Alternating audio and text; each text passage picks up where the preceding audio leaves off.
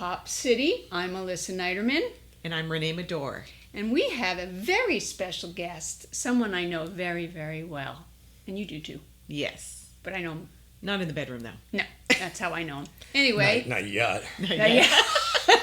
After this, you never know. Never know. Please welcome Mr. Piano Genius, my hubby, Tim Gross. Well, hello. Hi. You know, this was a great time to do this because Why? I don't know if you know this, but I was recording in Studio B down the hall. Oh, really? So to come over here to Studio A just worked out really well. Were you just on Hoda and... Hoda. not Kathy Lee. Oh, Jenna. Jenna Bush. No, that's Studio C. Oh, is it? I don't know. I think it's Studio A. I don't know. I think I it's don't Studio. I'm talking Or about Studio I'm talking One. about in this house. Yeah, we have two Yeah. studios in this house. Before we begin, we have these Margaritaville glasses in honor of Yay. Jimmy Buffett. Here's to you, Jimmy. Here's to you, Jimmy. Cheers. Cheers. All the way around. Cheers. Cheers. All right. Take a sip. For you, Jim.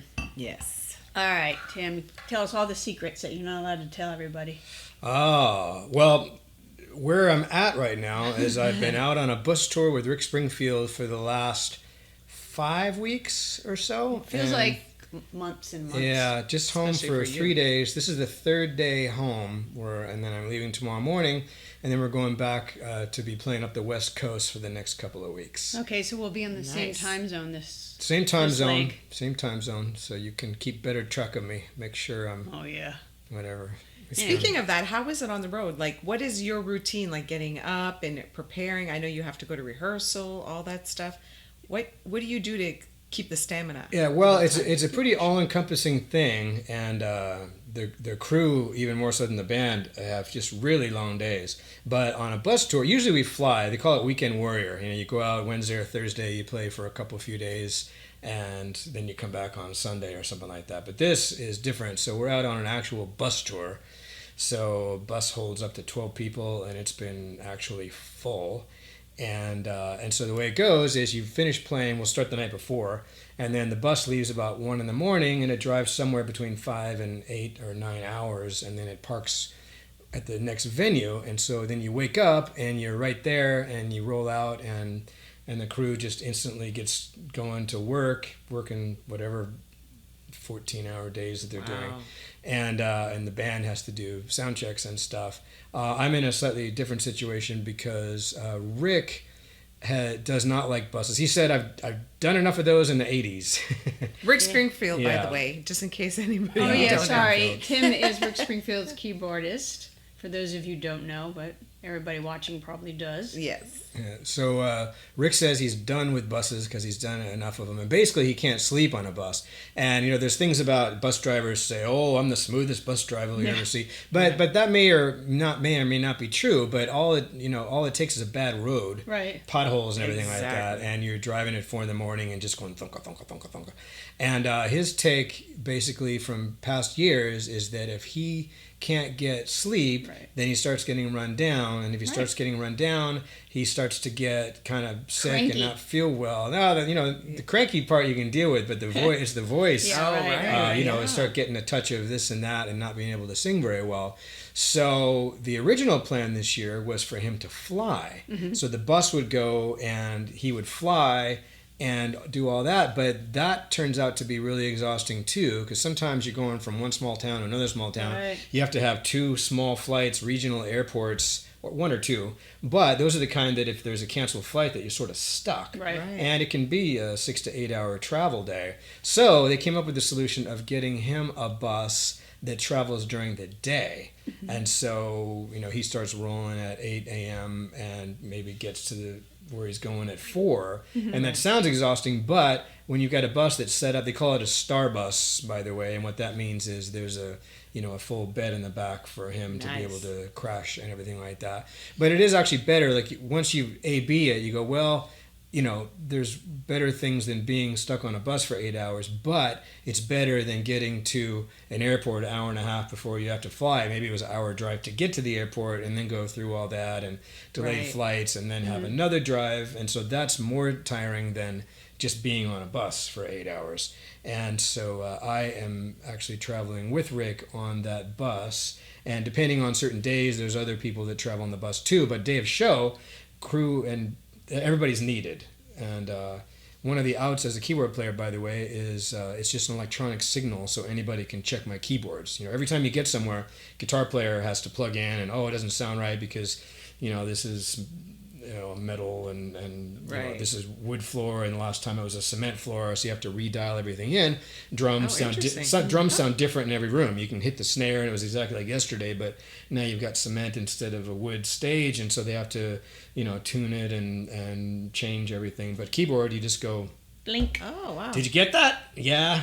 I would have Dink. never known that. Did you get That's that? They very hit another interesting. one. And so it's not quite as critical. I mean, obviously, it's best if I can be there to get everything dialed in so I can hear what I wanted to hear. But Right. just to get a signal, it's always the same signal. Okay. And so it's easier to deal with. So anyway, I'm doing that. And But it was a little bit trickier for you because this time Rick's band was playing with Tommy Two-Tone and Paul Young. So you had 3 sound checks that had to be done. yeah, and that's part of what makes it really exhausting for everybody is the way it goes for people who don't know. Why would anybody know? Is whoever plays last sound checks first, and whoever plays first sound checks last. So there's a lot of benefit actually to being like the startup band, because if you're the warm-up band for the show, you can get there right before doors open. You can sound check, then you wait an hour, then you play, and then you're done.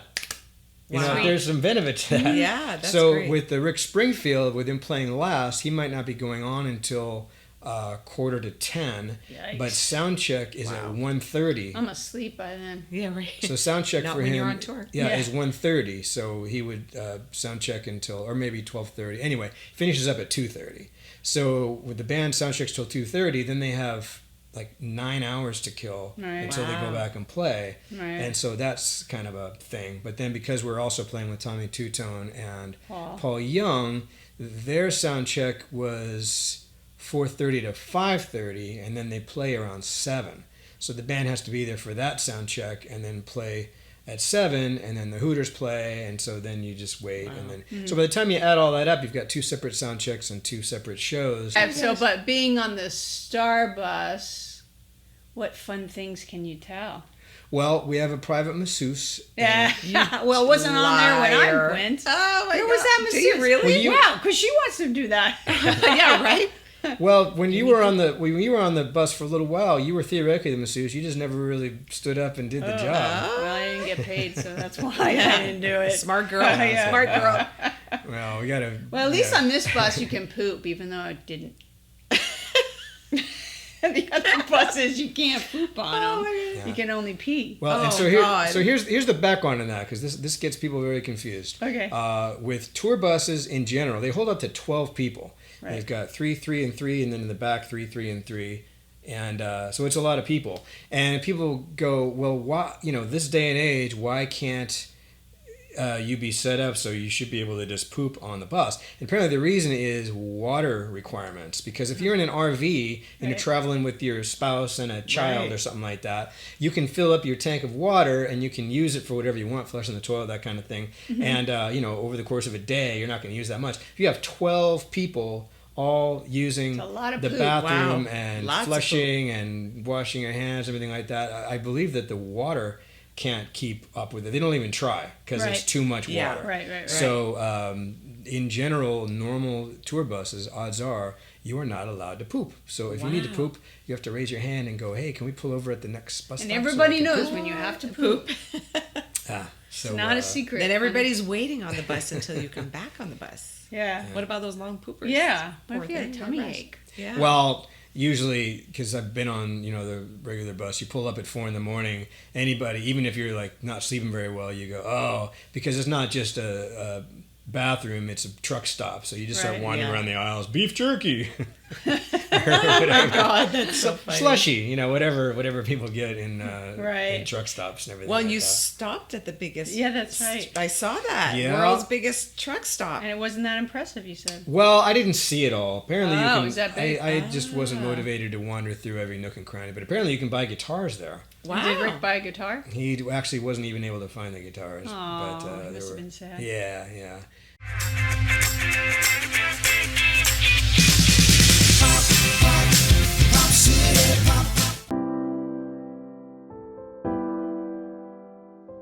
The greatest gift you can give your loved ones is a conversation. Hi, I'm Eileen Davidson. As a friend of Mothers Against Prescription Drug Abuse, I want to encourage you to have open and honest conversations with your loved ones, especially your children, about drug awareness. It'll help empower them so they make smart choices, resist peer pressure, and have healthier, drug-free lives. Talk to your loved ones. It truly is the greatest gift. Well, I have a quick question. Okay. How did you start your music career? Because we all always known you as Tim the keyboardist. So at what age were you really involved in music? Yeah, well, I was, all of my brother and my sister and I all had to take piano lessons when we were young, Really? starting like 7 years old. So going from 7 till, 12 or 13 is not even a question. You can't really quit. At some point, we were like, okay, you've done it for X number of years, you can stop if you want. And my sister did stop when she was able to. But I kept going until I was maybe 15 or 16 or something like that. And then because I had the skill of being able to play, I wanted to play in a band. So I saved up my money working at McDonald's and mowing lawns and Oh my God. selling drugs or whatever, Oh God. whatever I did. No, I didn't. He's kidding. He's kidding. I didn't sell drugs, I don't think. I don't think. He sold vitamins. I did not sell drugs. So I saved up money and I bought my own keyboard. So I bought the first synthesizer I bought was a Moog Opus 3. I didn't even realize it was not polyphonic, which means you can only play one note at a time. Oh my so God. I got home and I try to play a chord and it just goes, I'm like, and then you realize, Oh, no. that's how little I knew about it. So, But did you keep it or take it yeah, back? I know I used it, and then I saved up and I bought what's called a Fender Rhodes electric piano, which is a really big, heavy electric piano. It takes two people to carry it around. Oh, and wow. I bought that with my own money. I think it was about $700, so it was kind of a big spend for Yes. 16 years old. Sure. But Wow. I saved up. Sure. And I was able to get that, and I started playing in a high school band for a couple love of it. years, and we played high school dances and frat parties, and How fun. right away started getting into things that you wouldn't, I'm at a frat party. I'm in high school and I'm playing at a frat party. Oh my Right, God, that's right, awesome. So yeah, you sort of get to scale up socially to Right. see things that you don't normally get to see. So that When was did interesting. you not you yourself put it together, but when did you become part of Exit, the Yeah, band that yeah. you Well, had my sing high on? school band was called Four Way, and Not we foreplay. were it turns out there's a lot. rather you know, have it's foreplay. there's so many bands. You go, hey, Four Way, that's a good name. How many bands are called Four Way? Oh, 1 million.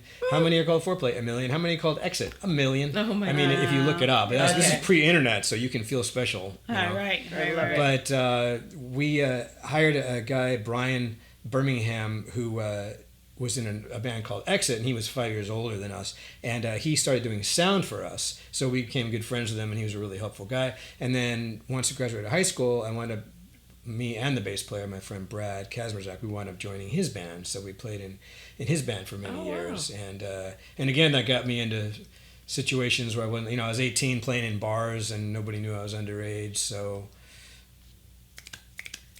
What did he do?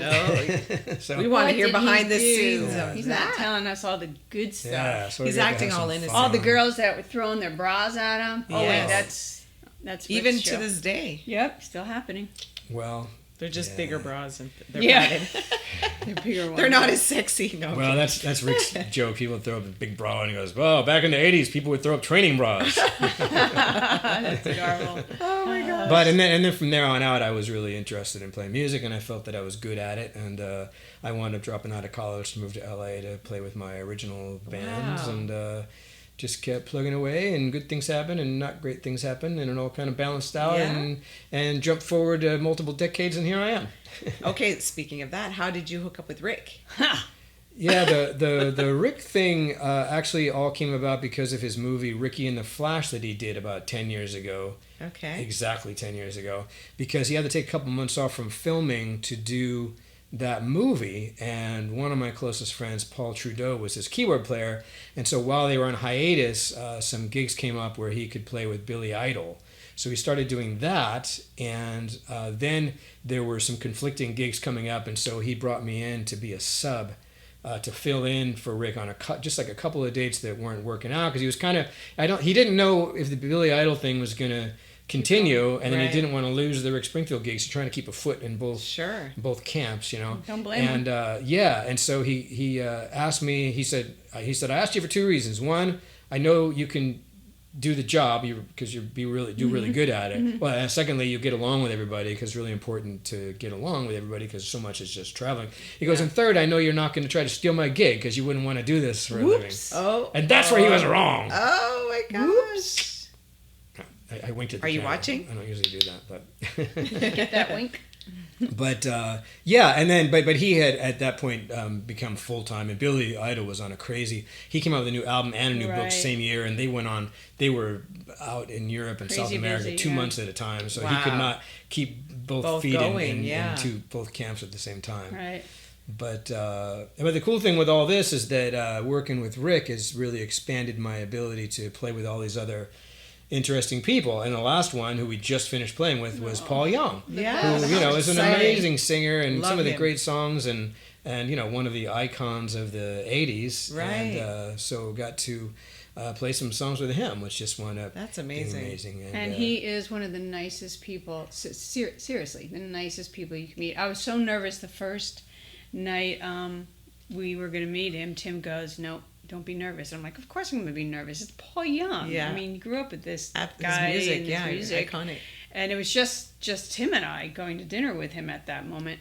And I was so nervous. I kept going, "Where's the waiter? Where's my drink? Where's my drink?" But it was like somebody you knew all your Yeah. life when he sat down. The sweetest That's guy, going so through his great. phone, looking at pictures. That's just so great. Yeah, and you didn't even tell me that you were nervous until afterwards, because I was it actually was so nervous. because it was just him and the two of us. At first Jorge went up Right. coming by later, Yeah, that was fun. drummer, but it was just the three of us. So I How understand it fun. would feel like pressure, but he's just such a down to earth, friendly guy that it's just nothing. Anyway, he's just really great. That's a really awesome. great guy, yeah. And did you play with the singer Berlin? Yeah, that was multiple years ago, and the crazy thing about that. Oh yeah, that's a good story. Well, two crazy things. One, at our senior trip, we went to Disneyland when you graduate in Southern California, Disneyland is the trip. So you go at midnight and you go at night and you come back. And they played there. Berlin played there. Okay. So we saw them play, and she has a song called "Sex." I'm a man, I'm a man, but it's called "Sex," and we heard that they weren't allowed to play that in Disneyland because it was too dirty for. It's not really dirty, but it's just called Just sex. risque. Sex, yeah. Yeah, and so we were like, this is bull. We're 18, graduated high school. But I wound up singing that song as a duet with her. I love it. Like 6 years ago. So at the time, if you can go back and tell me that, yeah. Well, the bad news is we don't get to hear Berlin sing "Sex, I'm a Man," but you are going to sing it with her as a With her. duet later. That is awesome. Wow, And that's it was crazy. great. And she's going to be out here October, yeah, right? Yeah, They're going to be out they'll here. Yeah. Yeah. You won't. Oh, in October is it? I think is it? Oh, cool. I think it's October. It could be September. I know. I'll have We'll to look check. that up. We'll Yeah. check. Yeah. She's But- great also. Yeah, Sweetheart. no, she's amazing. She's such a great singer and so super Love cool. her. Love Yeah. Are you allowed to say which person that you've played with gave you a little bit more challenge, not because of their personality, but maybe because of their music? Creativity. Like was it or- more difficult to learn their songs or make sure that you were playing them correct? Uh,